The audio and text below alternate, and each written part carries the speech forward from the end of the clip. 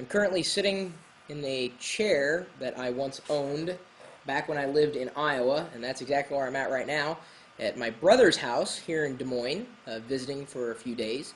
And I'm here just to kind of hang out, meeting up with a few people tomorrow, some business colleagues, going to do a radio show on WHO AM 1040 on Monday morning with Jan Michelson, an old friend of mine. And then later on Monday, not too much later, Adam, my brother, and I are going to be driving to Madison, Wisconsin from Des Moines. We're taking a road trip to go see a concert that he had purchased tickets for. The New Pornographers, which I'm assuming is completely benign. I'm going anyway. I know I've heard of the band before, and he tells me that the style is pretty indie pop, rock kind of stuff. Okay, so sounds like good music. I'm going to have to download a couple of their tracks, or if Adam's got an album, I'll listen to it tonight before we head out on Monday. But this begs the question, well, what kind of equipment do you need to bring with you on a road trip? And oddly enough, Scott McNeil, an individual who's also known as Montreal in the chat room, and I'm just going to assume that Scott is from Montreal, Canada, as opposed to, Montreal, Connecticut. I don't know. So anyway, I'm broadcasting from a wireless signal on my MacBook Pro, so if there are any issues with video, I apologize beforehand. However, that's never stopped me before. So Scott writes, and I'm just going to dive right into his suggestions and part of his reasons. We'll post his full reasons with the corresponding blog entry on my blog at chris.pirillo.com if you want to catch everything he wrote. His number 5 is a power inverter, which is something that looks like this, which I just purchased today from a local retailer. It's something that plugs into a cigarette lighter and allows you to then use cables for your equipment. So it converts this kind of signal into a signal that could be used on, well, let's say like the MacBook Pro. This particular inverter also has the ability to plug in another kind of adapter like that. So you can, if you will, daisy chain one to the other. He writes, most of us love watching DVDs to pass the time while on the road, but laptops and portable DVD players have a limited battery life. Instead of buying an extra battery, which is often extremely costly, a power inverter is an invaluable tool. It converts the 12-volt vehicle power to 120-volt household power, allowing for normal devices like laptops and portable DVD players to be plugged in, recharged, and enjoyed for under $60. And that's about how much this thing costs. I've got another inverter at home. It's a little more advanced. It's got like a USB port, but I'm bringing my, because a device is charged by USB, I'm bringing my laptop, and if I need to charge something by USB, I'll just use that instead of the other thing. His number 2, and he also has a little note in there. I'm not going to read the blog post for that. His number 4, not number 2, it's a second point, but it's number 4 on his list since he's counting down, is music. He says, who doesn't have an iPod these days instead of carrying a stack of CDs as tall as the car itself? These are great ways, the iPods are great ways to transfer media back and forth and have it playing over the car stereo. He recommends an FM transmitter, and oddly enough, Adam needed to pick up another one. Where did it go? Right here. Oh, do you have it? Okay. Adam, pop into the picture. This is my brother Adam, and some people when I had the live stream going, they said, how come there are 2 Chris Pirillos? Obviously, now you know. He got the looks in the family.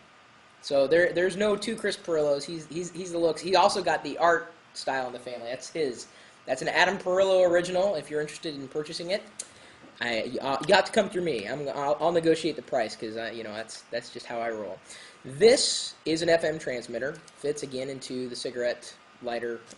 It acts as an adapter, or we'll be able to use it in the inverter. Wait, it's starting to look like a interesting contraption there. This you plug in your iPod into, and it'll broadcast on an FM station. You can adjust the station depending on where you're at. Of course, you'd hope that you tune this to a station where there's not a station already in that area. Otherwise, you're going to end up with massive interference. Just trying this out today, it seemed to work pretty well. I had my only other experience had been with a slightly older device. The antenna wasn't as strong, and the other one was really bad. This one's decent.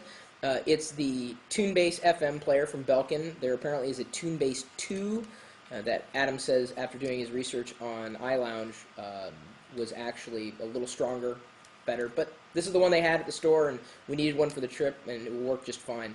Some issues that I found with it is that it would work with certain iPod sizes, and that's most of them. But since I have an iPhone, it didn't really have one of these slider adapters for it to hold it into place, but was able to use the regular old iPod Touch holder, swapping it out, and it worked just fine. I wonder if the Tune-Base 2 has the iPhone converter for it. It might. Actually, it might. I wouldn't be surprised. But, you know, it's pretty solid. Certainly a lot more solid than the last one I had. This is something to keep in mind. If you don't have the option, of course, of plugging in your audio device, whether it's an iPod or not, directly into your car stereo, which, of course, would be a better way to go rather than transmitting over an FM signal. Number 3, laser and radar detectors. Sorry about the spoonerism there. Everyone wanders over the speed limit every once in a while, especially on long journeys, and a radar detector is an astounding way to save on costly tax-grabbing highway tickets. Now, this is the one he recommends. It's something called Valentine 1. I have no experience with it, and just by me saying this, I'm not, saying that you have to get it, but it's interesting. It's omnidirectional rather than, pointing in a single direction could potentially cover your entire car or block your entire car. Now, here's the thing. Legalities are going to vary from state to state, jurisdiction to jurisdiction, so be very careful about using something like this because it's not quite all that legal. Very gray area. In fact, I would probably opt on the safer side and not even buy one. Just drive the speed limit and you'll be fine. Number 2, navigation. GPS navigation units becoming hugely popular, and for good reason. TomTom and Garmin. Dang, man, what did we have to drink tonight? Margaritas. All right, margaritas. We're both of age, don't worry. Apparently had a sip too many. Both Garmin and TomTom are pretty decent devices. My car at home has a built-in nav system. It's proven helpful. I haven't really struggled with getting around the Des Moines area since I grew up here, but that being said, it would come in handy for longer trips, especially when you don't know the destination. I will have my iPhone as well as this laptop with me. We'll be live streaming thanks to the mobile connection that we have courtesy of Ustream.tv. But that being said, nothing beats exact directional navigation coming from some piece of software, whether it's built into the car or whether it's an ancillary unit that you have with you. I had an HP GPS that they sent me for review.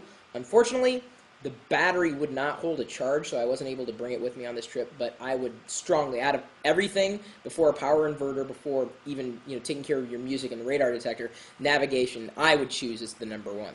But he chose a much smarter number 1, actually, your car.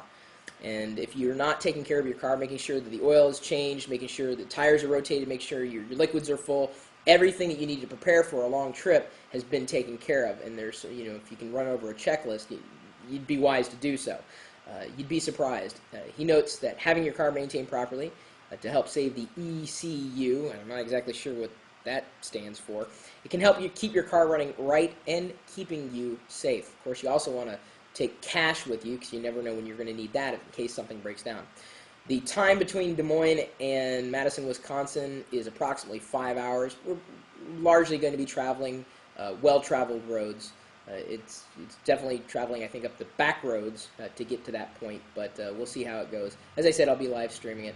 I haven't really done a lot of road trips since I was in college, but 5 hours isn't too long, and it'll be good company. And like I said, oh, thank you, electronic control unit. Thank you, Dr. Hobo. I really appreciate that. I would have said like electric cardiac umbrella. I don't know what ECU meant. Yeah, I guess I just lost all my geek credibility. I can't speak tonight. Well, hopefully I'll be better on the road. At least you better hope I'm better on the road, especially if I see you somewhere in between. And maybe I'll see you tomorrow at the Des Moines area meetup and or tweet up, I guess. And don't be a stranger. My email address is chris@perillo.com in case you have any other driving tips or long-distance driving tips or road trip tips or what have you. What, you got a tip? Yeah. What? Food. Food. I don't like to stop at restaurants when I'm driving because usually you want to get right to that destination that you want to get to as quick as possible. On the way home, you can kind of meander, but when you're going there, you want to get there. Here in Des Moines, we have a great place called South Union. I like to get their bread, make a little garlic focaccia bread, and throw a little capicola, some pepperoni. Whoa. I'm going to stop you there at garlic. You realize that, this is a confined space and what garlic does to our bodies as Perillos? Yeah, but if you're both eating it, you don't really notice. It kind of cancels each other That's true out. enough, So, true but enough. it makes a fantastic sandwich. But grab your favorite sandwich, make a good sandwich, buy a couple sodas, and head on down the road. And that way you don't have to stop unless to take a pit stop. And pray that your brother does not have gas. I'm just saying. I mean, you want the gas, but just in the tank, not so much in the cabin. Anyway, we're going to be streaming the trip if you happen to catch this video before we leave on the trip, and if not, hopefully we'll record a few bits and pieces for posterity, or posterior. Okay, it's time to close the video. I'm usually streaming 24 hours a day, 7 days a week, whether I'm visiting the old home in Des Moines or traveling to Madison, Wisconsin, or plain old Seattle at live.perillo.com. This is the point in the video where you do this. Oh, yeah. And you say "E" later. I know. No, you don't hold it up like that. Oh. That's like a gang sign. You hold it like this. And you say "E" later. See you later.